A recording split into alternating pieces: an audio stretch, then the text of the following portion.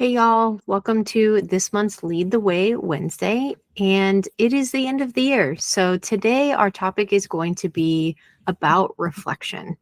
And the reason why I chose this topic is because not only is it natural to reflect at the end of the year, it's also very easy to deprioritize this and simply put it off and not even think about it amongst all the other chaos that we have going on in life with work and relationships, our own aspirations. We often find ourselves kind of swept along by the current, and we rarely pause to actually contemplate this journey that we're all on.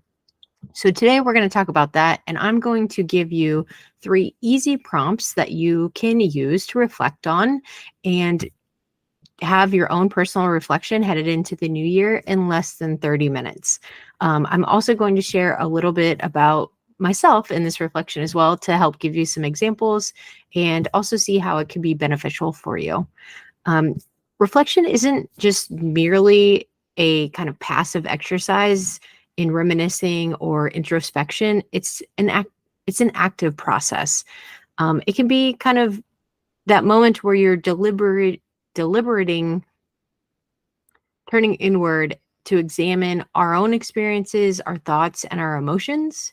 And it invites us to kind of peer beneath the surface and unravel the complexity in our existence and even gleam into some of your wisdom from the past, maybe. So, at its core, effective reflection involves an exploration of key areas that shape our lives and the fundamental faucets that often go unnoticed in the whirlwind of all of our routines. These areas serve as more of a compass point, guiding us towards self-awareness, personal growth, and a deeper understanding of the place in the world around us that we're in.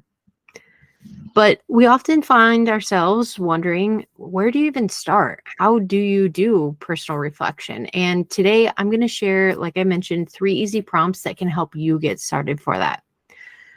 The first thing that you can easily do to get yourself started is use a time box. Time box is a tool that you can actually wrap around anything. It's great to wrap around reflection, so you can easily choose how much time you literally spend on this activity. You don't need to spend days, you don't need to spend weeks, you don't need to spend hours even. If you can start with a simple time box, I suggest giving yourself just 10 minutes to reflect on each one of these key questions I'm going to give you in just a moment. Therefore, you just set a timer for 10 minutes. You write down whatever comes to mind until the timer comes off. Once the timer goes off, you can choose to stop there, or it'll literally get you started. So you might be in the flow and you want to just keep going with it. That's perfectly fine. You don't have to stop just because the timer went off, but the timer will help you get started and know that you're only dedicating 10 minutes to this. I think we can all find 10 minutes within our day. So our first prompt that I would encourage you to reflect on as we end this year is, what wins did you have? They can be big wins, they can be small wins, anything in between. They don't all have to be just the goals that you set for yourself. Literally take a moment to really think about all the great things that came to you this year and the wins that maybe you or even your family had. For me, just to give you a couple examples, is I took a new product to market, and this was the first time I had to lead a team to bring that product to market. And I didn't actually have control over any of the execution myself. So for me, that was a really big win. It was also a very big stretch for me. So I learned a lot in that process. Another bigger win for myself personally too was I got the opportunity to present at 2 large conferences this year. One of them was Women in Tech, and the other one was Women in Product, and the other one was Women in Tech in Pittsburgh. It was a great experience, and it really pushed me out of my comfort zone. And then I would say a small win that I had this year for myself that I learned how to can peaches. That sounds ridiculous, probably. I know it's not work related at all, but it's still a win. I have only ever made pickles before, and my husband loves canned peaches. So I took the opportunity to learn how to can peaches this year, and it was a success. They were really yummy, but it was one of the smaller wins that I had for myself. There are many more, so I encourage you to set the clock for 10 minutes, reflect on that prompt, and write down all the wins that you had, regardless of size. They are all equal and they're all great to get out on paper and reflect on. The second prompt that I'll give you is taking, again, another 10 minutes for yourself, or if 10 minutes wasn't long enough, you can make your time box longer. But the second prompt I'll give you to reflect on is, where did things maybe get off track this year? Did you have any goals that didn't actually come to fruition, or goals that partway through just fell apart and didn't make any sense to have anymore? And ask yourself, dive a little deeper in here and say, what might have been the cause for that? For me, it was a savings goal. So I set a savings goal for myself at the beginning of the year. I was doing great the first quarter throughout the year. When I got to the second quarter, I started trying to hold on, but it was a little bit harder to save. And by the third quarter, I was completely off track. And now in the fourth quarter, I'm not even close, and there's zero chance I'll get towards that goal. So when I was reflecting on why that was the case, I realized that when I set that goal last year, or this January of the beginning of this year, I should say, I only planned on remodeling part of my house and just getting that part finished. Well, we had the opportunity later in this year to actually remodel another part of our house.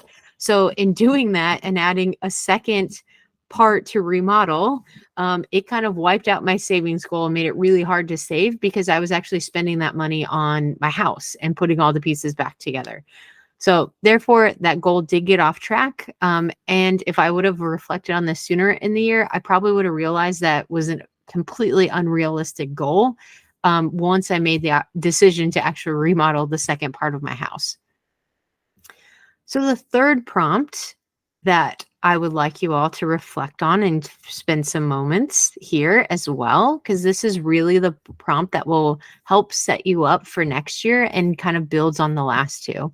And that prompt is, what learnings did you have this year that you can apply to next year?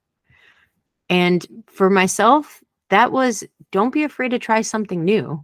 You might actually enjoy it.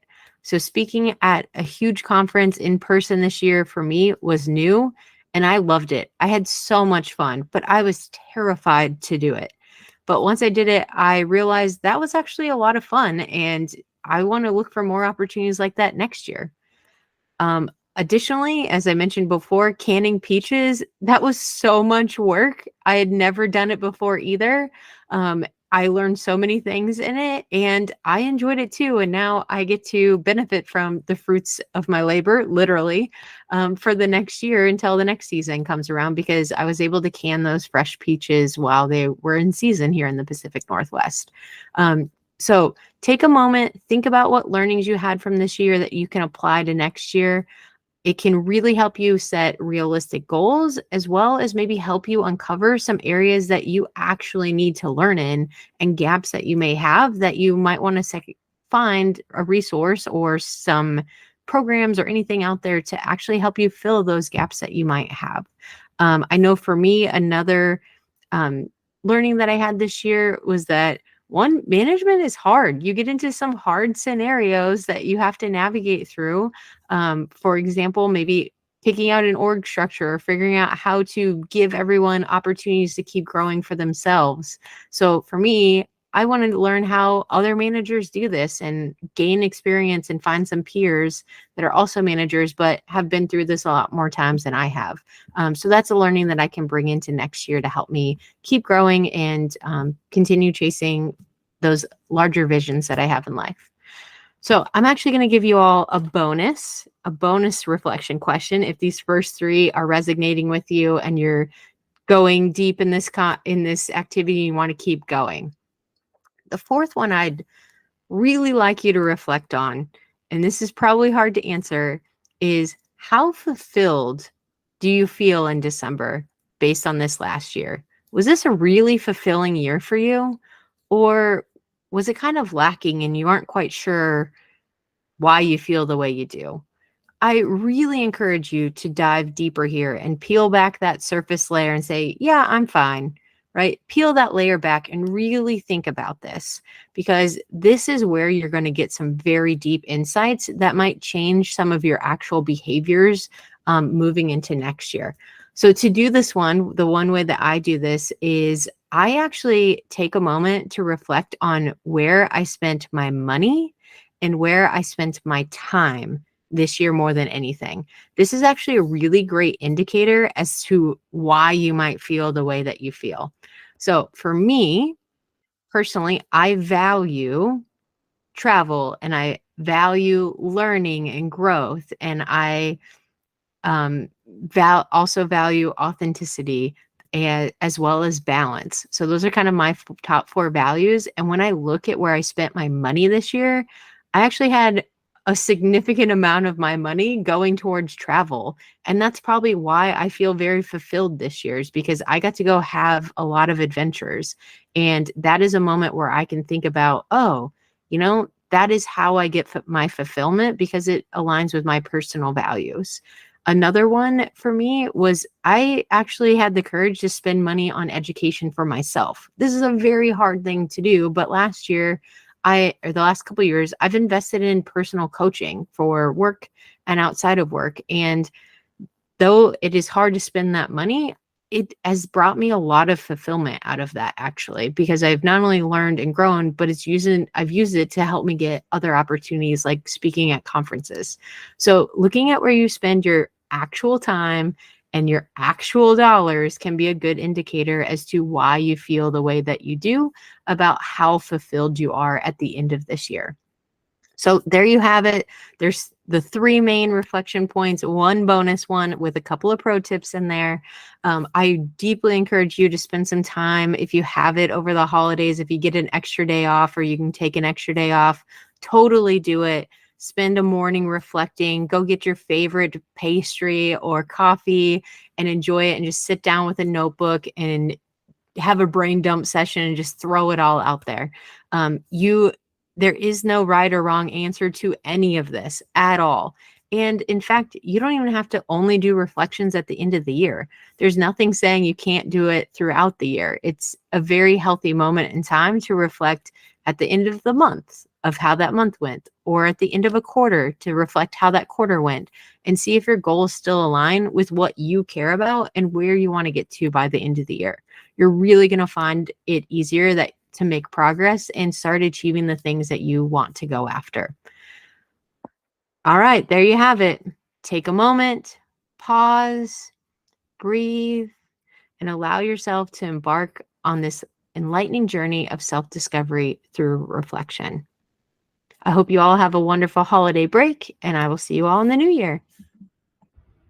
If you're looking for more content about leadership like you saw today, give us a follow on LinkedIn, and that will be delivered right to your inbox.